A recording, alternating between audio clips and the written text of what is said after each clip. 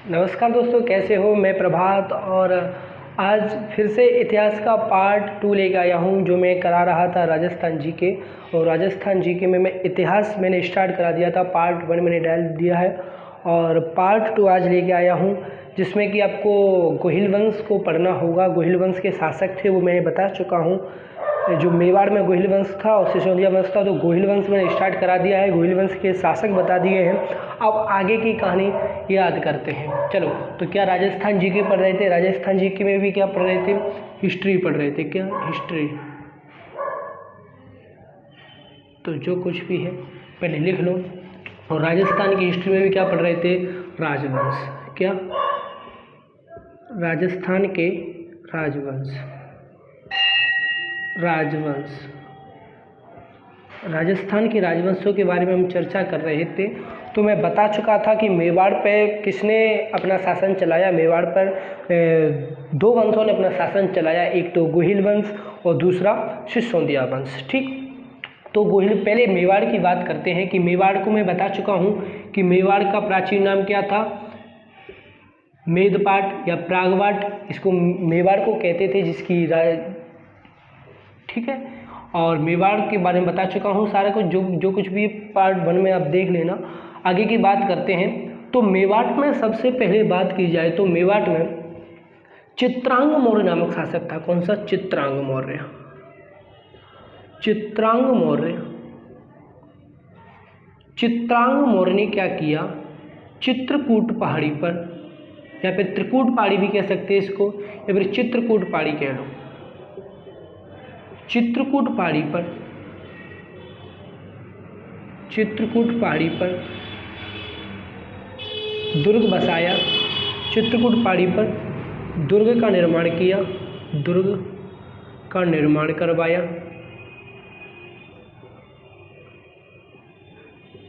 जिसे किसके नाम से जाना गया, चित्तौड़गढ़ दुर्ग के नाम से जाना गया। क्या, जिसे चित्तौड़गढ़ दुर्ग के नाम से जाना गया, जिसे चित्तौड़गढ़ दुर्ग कहा गया। ठीक, ये बात आती है अपनी चित्रांग मौर्य की। तो चित्रांग मौर्य ने सबसे पहले मेवाड़ का जो शासक था वो चित्रांग मौर्य था।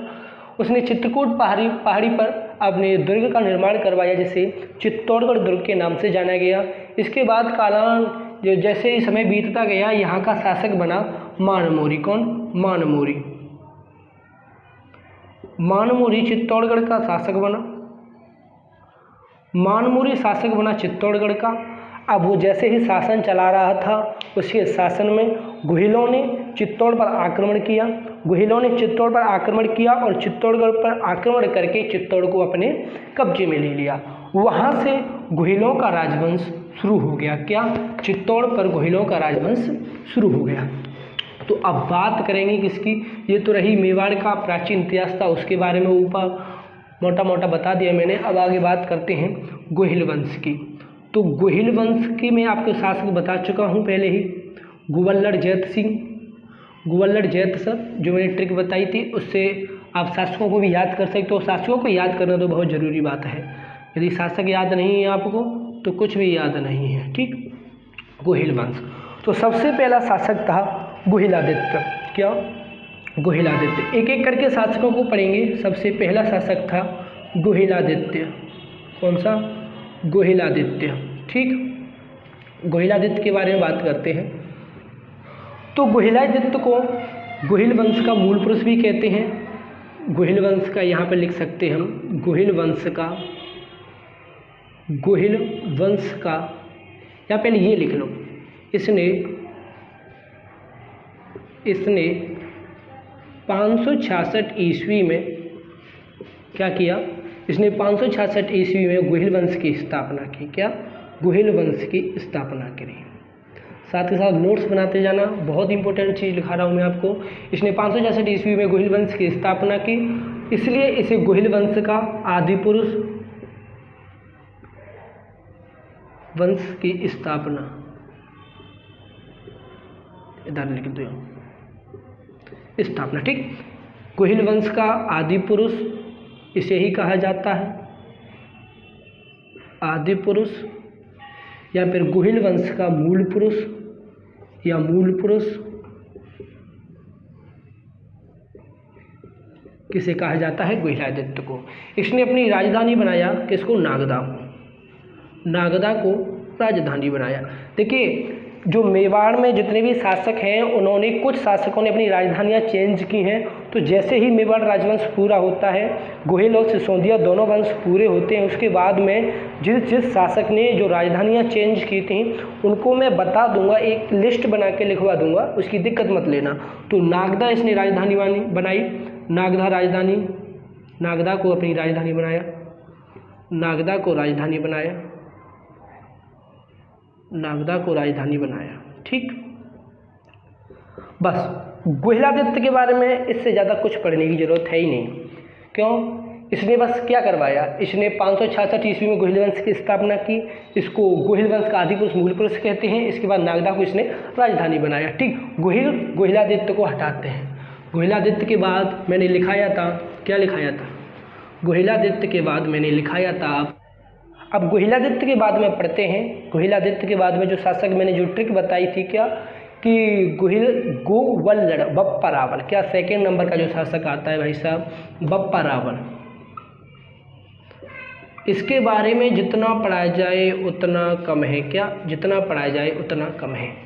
हुआ क्या, अब जैसे ही गुहिल वंश ने चित्तौड़ पर शासन प्रारंभ किया, मानमोरी को हरा के गुहिलादित्य ने अपना शासन प्रारंभ किया। उसके बाद हुआ क्या कि मानमोरी ने पुनः आक्रमण बोल दिया चित्तौड़गढ़ पर और गुहिल वंश को वहाँ से हरा दिया। उसके बाद वहाँ पर स्थापना, चित्तौड़गढ़ पर जो स्थापना हुई वो मानमोरी ने अपने शासन की स्थापना की। उसके बाद हुआ क्या कि जो गुहिल वंश का ही एक शासक था बप्पा रावल। क्या? बप्पा रावल। बप्पा रावल, इसका मूल नाम था, मूल नाम की बात की जाए तो इसका मूल नाम था कालभोज, कालभोज या मालभोज, मालभोज, कालभोज या मालभोज। हारित ऋषि के आश्रम पर रहा करते थे ये। हारित ऋषि के आश्रम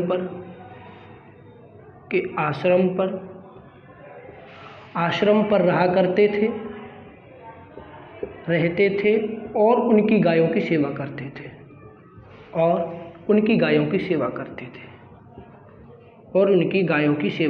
थे, सेवा करते थे। ठीक,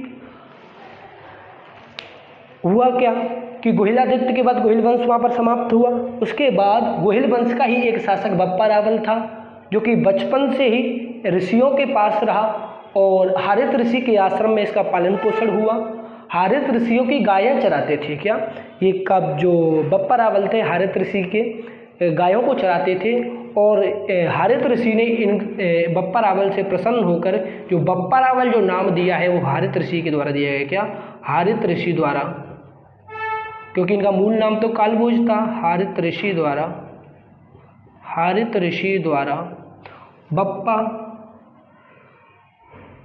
बप्पा रावल की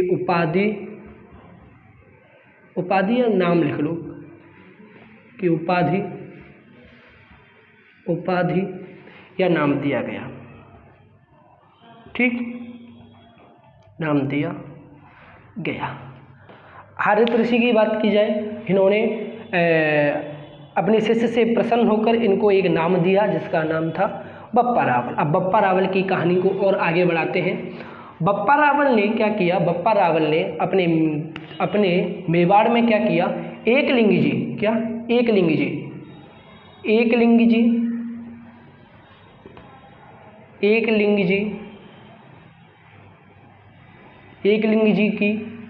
जी की मंदिर की स्थापना करवाई।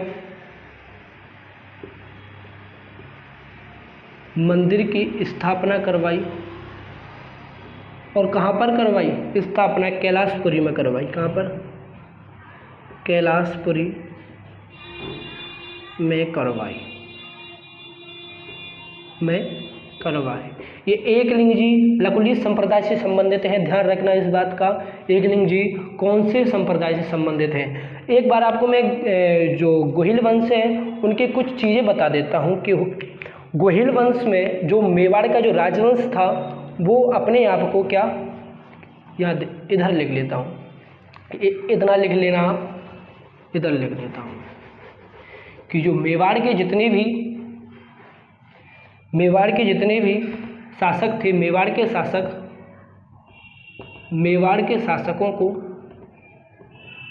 शासकों को हिंदुआ सूरज के नाम से जाना जाता था। क्या? हिंदुआ सूरज के नाम से जाना जाता था। मेवाड़ के शासकों को हिंदुआ, बहुत अच्छी चीज़ बता रहा हूँ, ये बहुत बार एग्जाम्स में पूछा जा चुका है। हिंदुआ सूरज के नाम से जाना जाता था।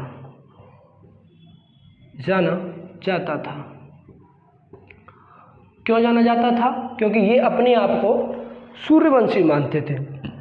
क्या? ये अपने आप को सूर्यवंशी मानते थे। तो मेवाड़ के शासकों को हिंदुआ सूरज के नाम से जाना जाता था। और इनका जो राज्य ध्वज है, राज्य ध्वज में उगते हुए सूरज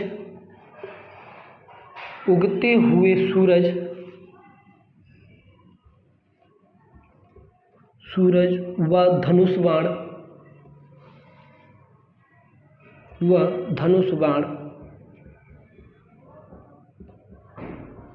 का चित्र बना हुआ है। क्या? उगते हुए सूरज व धनुष बाण का चित्र बना है। कैसे बना हुआ है भाई साहब? देखो इधर इनका ये क्या है, ध्वज। इस ध्वज में ये लो भाई धनुष बना दिया मैंने, इधर तीर भी निकाल दिया।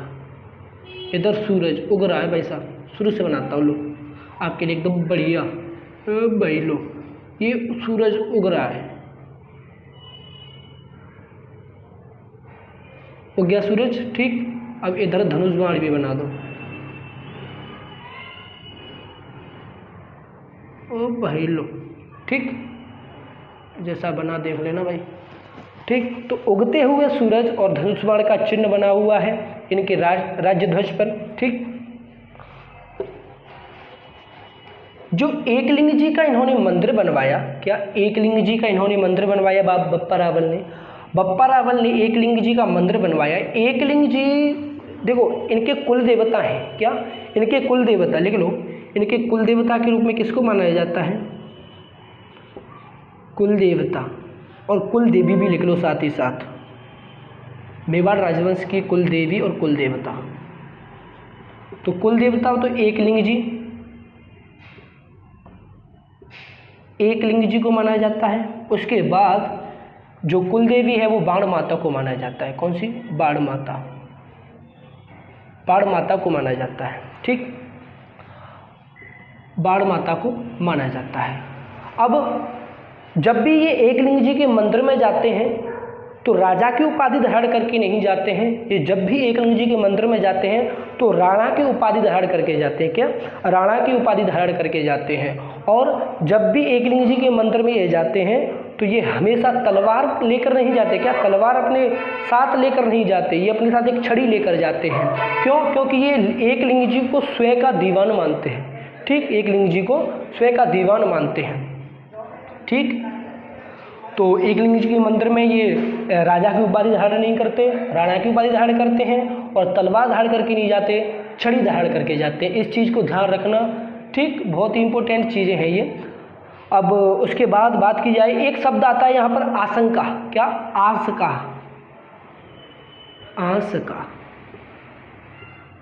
आंसका किसे कहते हैं? एक बार एग्जाम में पूछ लिया गया था कि आंसका, मेवाड़ राजवंश से संबंधित शब्द आंसका क्या है।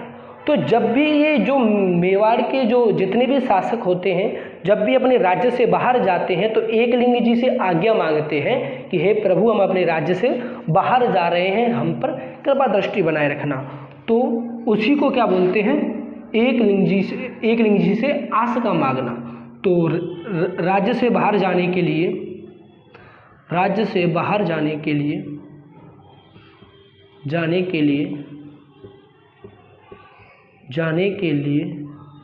एक लिंग जी से अनुमति मांगना। ठीक, अनुमति मांगना। तो ये हुआ बप्पा रावल के बारे में। जो कुछ भी था वो मैंने सब कुछ बता दिया है बप्पा रावल के बारे में। अब आगे का जो शासक था, क्या कौन सा शासक था भाई साहब? गुवल्लट अल्लट। क्या? अल्लट। ट्रिक को याद रखा करो हमेशा। क्या ट्रिक थी? गुवल्लड़ जैत्र सर। ठीक है, घोइलादित्य हो गया, वह बप्पा रावल हो गया, अल्लट रह गया भाई साहब। क्या? अल्लट। इसको आलूराव भी कहा जाता था। क्या? आलूराव। भाई साहब इतिहास का सबसे बड़ा, कह सकूँ मैं, निकम्मा शासक और कह सकूँ मैं सबसे आराम फरामोश शासक, जो आराम चाहता हो सबसे ज़्यादा, ठीक, तो वो यही शासक था। इसने एक इम्पोर्टेंट चीज़ आती है इसके बारे में कि इसने हूण राजकुमारी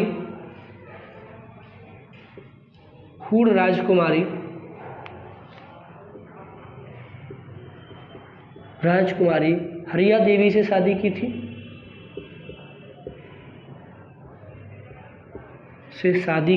क्या? हरिया देवी से शादी की थी। ठीक, हरिया देवी से शादी की थी। और जो इतिहास में क्या कहते हैं, जो आज हम नौकरशाही की व्यवस्था को देखते हैं कि जितने भी पैसे वाले लोग होते हैं वे अपने आराम के लिए नौकर रख लेते हैं, तो वो व्यवस्था भाई साहब इसी महानुभाव ने शुरू की थी। क्या? नौकरशाही व्यवस्था प्रारंभ करने वाला शासक, नौकरशाही व्यवस्था प्रारंभ करने वाला शासक।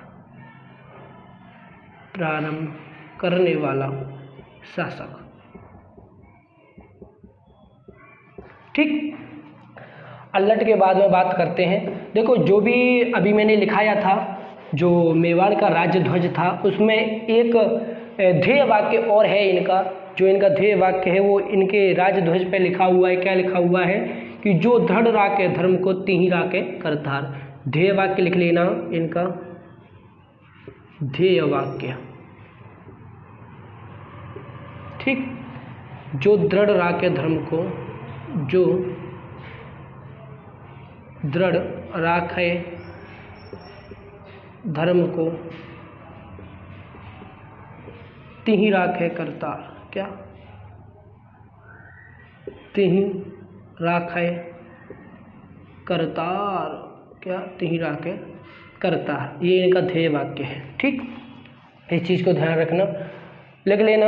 वीडियो को पॉज करके सब कुछ वीडियो को पॉज कर करके आराम से बिना टेंशन के लिख लेना। कोई भी गलत चीज़ नहीं लिखी हुई है, सब कुछ है आपके फ़ायदे के लिए है। कोई भी चीज़ आपको नुकसान करने वाली नहीं है। एंटीबायोटिक दे रहा हूँ। क्या? एंटीबायोटिक, जो कभी भी नुकसान नहीं करती है। आगे की बात करते हैं। आलूराव के बाद में अब आपका है गुवल्लड़ अल्लट हो गया। अब देखो, एक शासक बीच में जो ट्रिक में नहीं है, वो शासक था आपका रण सिंह। क्या? रण सिंह। अल्लट के बाद जो शासक आता है वो आता है रण सिंह। अब रण सिंह इसलिए मैं लिखा रहा हूँ, क्या? रण सिंह इसलिए लिखा रहा हूँ क्योंकि इसी के शासन में मेवाड़ का जो वंश था वो दो भागों में विभाजित हुआ। क्या? गोहिल वंश दो भागों में विभाजित हो गया। एक इसका पुत्र था क्या? क्षेम सिंह। एक उसका पुत्र था क्षेम सिंह, एक उसका पुत्र था राहप सिंह। क्या? राहप सिंह। इसने तो मेवाड़ में गोहिल वंश को आगे बढ़ाया। गोहिल वंश, क्या? इसने तो मेवाड़ में क्या? गोहिल वंश को आगे बढ़ाया। गोहिल वंश को आगे बढ़ाया।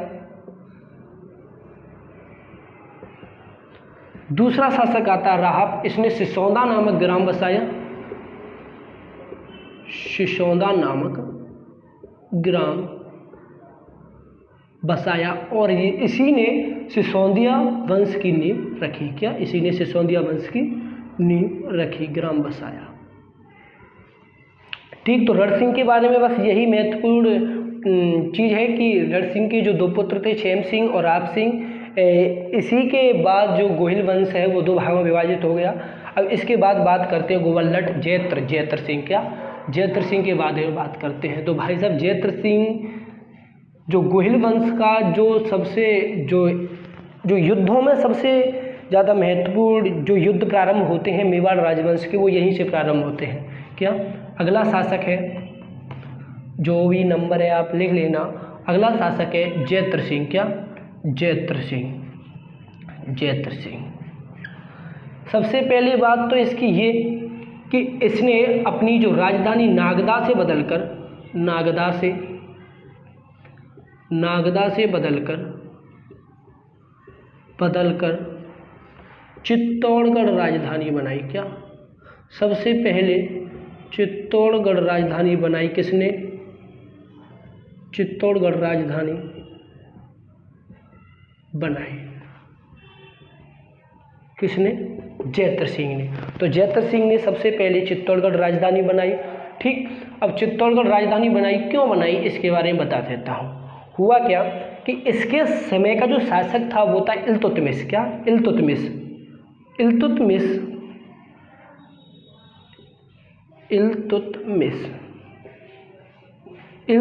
इसके समय का शासक था। अब हुआ क्या कि इल्तुतमिश और जैत्र सिंह के मध्य 1227 में, कब? 1227 में भूताला का युद्ध होता है। कौन सा? भूताला का युद्ध होता है। भूताला का युद्ध होता है जिसमें जैत्र सिंह विजयी रहता है। ठीक, इल्तुतमिश और जैत्र सिंह के मध्य 1227 ईस्वी में, इधर लिख लो रे छोरो, 1227 ईस्वी में जैत्र सिंह और इल्तुतमिश के मध्य जो युद्ध होता है इसको भूताला का युद्ध कहा जाता है। और भूताला का युद्ध में जो जैत्र सिंह रहता है वो विजयी रहता है। ठीक, और इसके बारे में ज़्यादा कुछ जिक्र है नहीं। जैत्र सिंह से भी याद कर लेना कि देखो, जैत्र सिंह में 2 मात्रा, चित्तौड़गढ़ में भी 2 मात्रा। तो जैत्र सिंह से चित्तौड़गढ़ इसने राजधानी बनाई। ठीक, तो पहली राजधानी किसने बनाई? गोहिलादित्य ने, नागदा। अब नागदा से बदलकर चित्तौड़गढ़ राजधानी हो गई। ठीक, अब जैत्र सिंह के बाद आता है कौन? गोवल्लड़ जैत्र सर। अब 2 शासक रह चुके हैं। कौन से आपके? गोवल्लड़ जैत्र सर। एक तो समर सिंह, ठीक, एक रह गया रतन सिंह। समर सिंह तो इतना महत्वपूर्ण नहीं है, लेकिन रतन सिंह सबसे ज़्यादा महत्वपूर्ण है। इस रतन सिंह को पढ़ने के लिए आपको अगले पार्ट का इंतजार जरूर करना पड़ेगा। क्यों? क्योंकि इतिहास का सबसे बड़ा जो शाखा हुआ है, देखो शाखा क्या होता है, किसी जगह पे जैसे बोलते हैं ना कि राजस्थान का प्रथम शाखा और राजस्थान का द्वितीय शाखा। शाखा क्या होता है कि पुरुष तो करते हैं